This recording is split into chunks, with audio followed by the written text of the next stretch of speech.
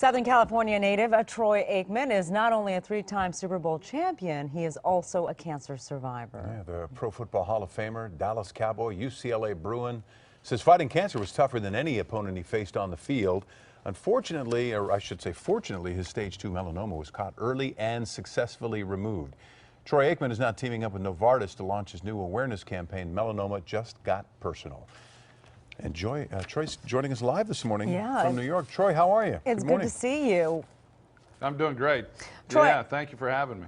Troy, a lot of people are just shocked to find out that you had skin cancer.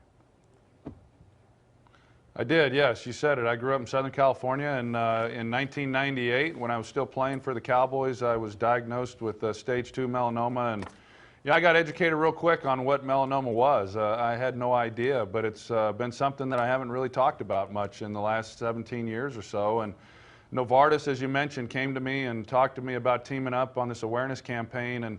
And really, the reason I've decided to do it is because it's focused mostly on those that have advanced melanoma, which I did not have. But for those that do have advanced melanoma, they're fighting a really tough opponent. But what I didn't know, and a lot of people who have advanced melanoma don't know, is that there's more than one form. And it's important for them to find out what form of advanced melanoma they have.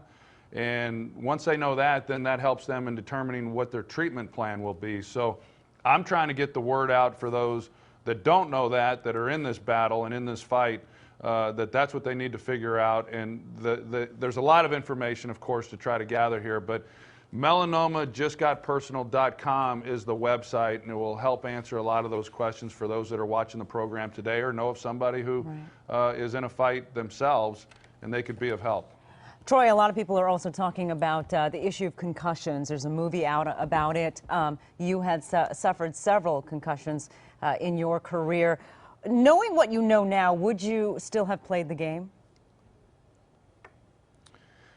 Yes, I would. Now if I knew now what, when I was younger, if I knew it then, a lot younger, I mean, would my mom, for instance, have wanted me to play? Would my dad have wanted me to let me play? And I think that's the decision that a lot of these parents are faced with right now. And I've said many times, Sharon, that I don't have a 10-year-old son. If I did and he wanted to play, I'd let him play, but I wouldn't encourage him to play, if that makes sense. Yeah. And so I'm fortunate in that I got out of the game, and even though I experienced some concussions, I think what we've learned is that subconcussive repetitive hit is really what has caused the most damage to some of these players, and some of whom that I played with and against. And I've been fortunate that at 49 years old, I haven't experienced any of those symptoms that some of these players have, and I hope that continues throughout my life. But this is a real serious topic, and certainly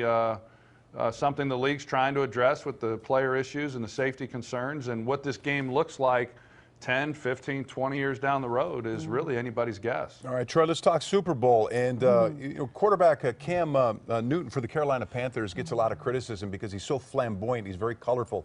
He celebrates a lot. Criticized for that. Is that because we prefer our quarterbacks to be understated and workmanlike like you were when you played? I don't know.